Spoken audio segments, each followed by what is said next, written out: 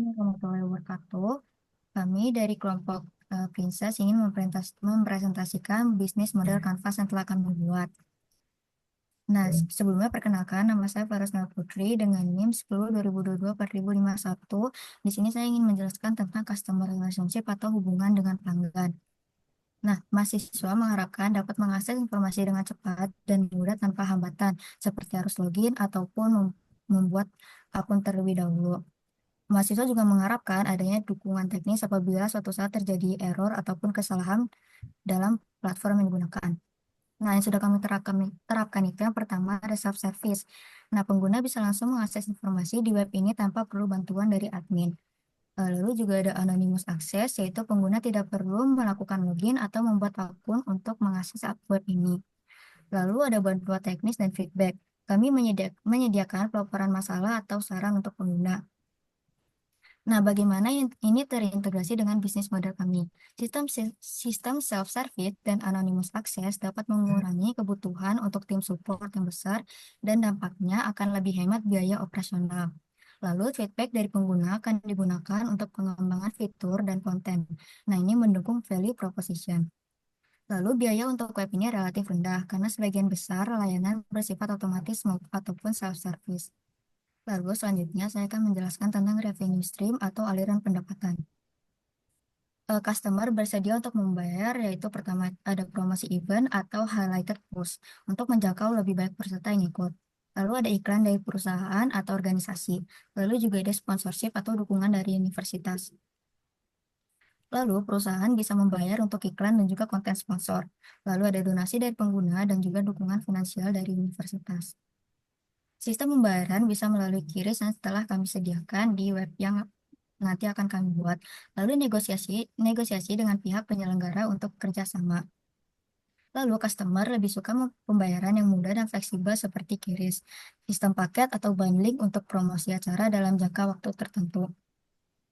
Untuk kontribusi setiap revenue stream terhadap total pendapatan itu belum diketahui pasti, tapi kemungkinan besar untuk iklan dan highlighted post itu berkontribusi besar dan donasi pengguna itu berkontribusi tambahan. Lalu untuk tipenya itu ada advertising, yaitu konten sponsor dan iklan banner. Lalu donation, itu sukarela dari pengguna dan juga sponsorship dana tambahan dari universitas. Lalu ada fixed pricing, yaitu list price untuk highlighted post dan juga dynamic pricing, itu negosiasi untuk kerjasama promosi dan sponsor dalam skala yang besar. Kemudian, perkenalkan nama saya Sever Nopawenang Wibowo Herlambang dengan NIM 1020224072. Di sini saya akan menjelaskan customer segment. Jadi, target utama layanan kita adalah seluruh mahasiswa Telkom University dari semua jurusan dan semua angkatan. Kemudian, kami juga eh, mencari organisasi penyelenggara lomba, webinar, dan magang. Jadi ini organisasi yang menyelenggarakan berbagai kegiatan. Kemudian ada alumni baru atau fresh graduate. Jadi ini eh, merupakan salah satu customer segment kita juga. Kemudian ada niche market. Jadi ini adalah komunitas internal Telkom University dan sekitarnya. Kemudian saya juga akan menjelaskan channel ini saluran kita mempromosikan layanan kita. Yang pertama kita menggunakan platform media sosial seperti Instagram, Twitter, dan lain-lain. Kemudian kita juga akan mempromosikan secara langsung, secara tatap muka, bisa melalui presentasi, brosur, atau acara-acara di kampus. Dan yang ketiga, kita juga mempromosikan melalui grup WhatsApp atau grup lain sebagai eh, media promosinya. Sekian. Baik, di sini saya akan melanjutkan. Saya akan menjelaskan di bagian Key Resource. Saya dengan nama Abian Sabti Ramadan dengan NIM 1020224081. Baik, di bagian Key Resource ini, kami ngebahas tentang sumber daya utama yang dibutuhkan dari platform agar berjalan dengan baik. Yang pertama itu ada tim pengelola konten dan IT yang dapat bertanggung jawab buat mengelola sistem dan memastikan semuanya up to date. Lalu, kita juga butuh infrastruktur web dan database yang dimana menjadi tulang punggung penyimpanan data dan akses informasi.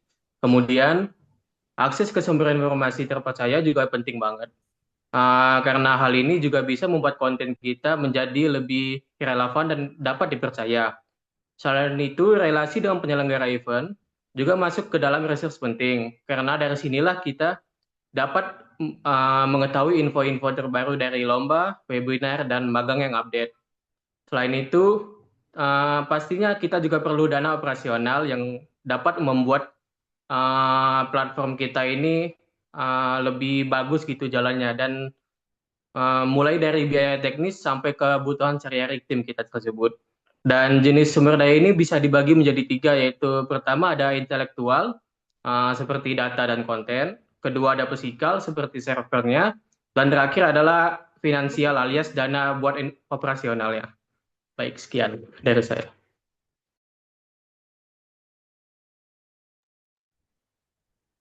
Kenalkan, nama saya Iqza Prima dengan NIM 102022408087. Di sini saya akan menjelaskan flow proposition, akses informasi magang, lomba dan webinar yang terpusat dan update, informasi terpercaya, rekomendasi berdasarkan jurusan, kemudahan akses. Karakteristiknya components accessibility, redaction, accessibility, performance, consumption. Sekian.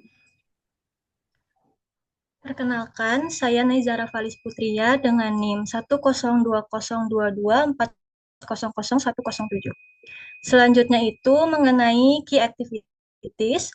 Untuk key activities-nya, yang pertama itu adalah pengembangan dan pemeliharaan sistem web, yang di mana pengembangan dan pemeliharaan sistem web ini membangun dan secara berkala memperbarui sistem agar stabil, aman, dan mudah digunakan oleh seluruh pengguna. Lalu yang kedua itu adalah kurasi dan verifikasi informasi magang, lomba, dan webinar untuk memastikan semua informasi yang diunggah ke sistem valid, relevan, dan berasal dari sumber terpercaya. Yang ketiga itu ada komunikasi dengan mitra eksternal. Komunikasi dengan mitra eksternal ini membantu menjalin kerjasama dan koordinasi dengan perusahaan penyedia magang, penyelenggara webinar, penyelenggara lomba, serta sponsor. Yang terakhir itu adalah promosi internal ke mahasiswa, yang dimana promosi internal ke mahasiswa ini menyebarkan informasi terkait platform atau event kepada mahasiswa melalui media kampus, media sosial, dan pengumuman digital. Untuk kategoris, kita membaginya menjadi 3 kategori. Yang pertama itu production dengan konten dan datanya. Yang kedua, problem solving dengan akses info terpercaya. Yang ketiga, ada platform atau network dengan penghubungan kepada partner. Sekian. Baiklah, untuk selanjutnya, perkenalkan nama saya Muhammad Abel Ghifari dengan NIM 102022400114. Saya akan menjelaskan mengenai key partners. Untuk rencana partner kami yaitu yang pertama ada dari Fakultas dan Program Studi Telkom University. Dan yang kedua itu ada perusahaan mitra untuk magang. Nah, perusahaan mitra ini kami bermitra untuk mendapatkan informasi lowongan magang dari perusahaan-perusahaan yang kami kerjasamakan. Untuk selanjutnya ada penyelenggara lomba, yaitu untuk mendapatkan informasi mengenai lomba-lomba untuk source dari TAK yang ada di Telkom University. Selanjutnya ada dari narasumber webinar untuk pengadaan webinar. Dan lalu ada Career Development Center atau CDC Telkom University. Ini mungkin menjadi salah satu dari mitra utama kami yang dikarenakan kami memiliki satu tujuan atau visi yang sama, yaitu untuk memudahkan mahasiswa Telkom mendapatkan magang. Lalu yang terakhir ada dari UKM dan komunitas mahasiswa Telu untuk memperluas mengenai jaringan untuk mendapatkan informasi dari program magang dan TAK. Lalu motivation for partnership kami ada yaitu yang pertama akses ke informasi terpercaya, ada pengurangan risiko informasi palsu dan ada optimalisasi optimalisasi sumber daya. Lalu saya akan menjelaskan mengenai cost structure. Yang pertama yaitu ada pengembangan dan pemeliharaan website. Ini merupakan apa ya, pengeluaran utama kami dari key resource. Eh, maaf, dari key activities, karena untuk pengembangan dan pemeliharaan website ini karena program kami berbasis website, ini merupakan pengeluaran yang sangat diwajibkan. Lalu dari key resource ada gaji dan tunjangan karyawan, lalu ada biaya promosi dan iklan digital. Lalu sebagai tambahan ada biaya keamanan data dan backup dari pemeliharaan website yang telah kami bangun. Lalu bisnis kami itu lebih ke arah cost driven, yaitu kami berorientasi pada biaya. Eh, Kami di sini berniat untuk mengurangi pengeluaran biaya seminimal mungkin karena tujuan kami tujuan kami membuat bisnis bisnis ini untuk membantu mahasiswa, dan kami tidak memiliki pemasukan yang utama. Jadi kami lebih berfokus kepada cost driven, yaitu mengurangi biaya yang dikeluarkan. Lalu ada fixed cost kami, yaitu ada gaji dan tools, ada variable cost, yaitu kampanye promosi dan konten, lalu ada economies of scale and scope dari kolaborasi. Mungkin sekian dari kami. Assalamualaikum warahmatullahi wabarakatuh.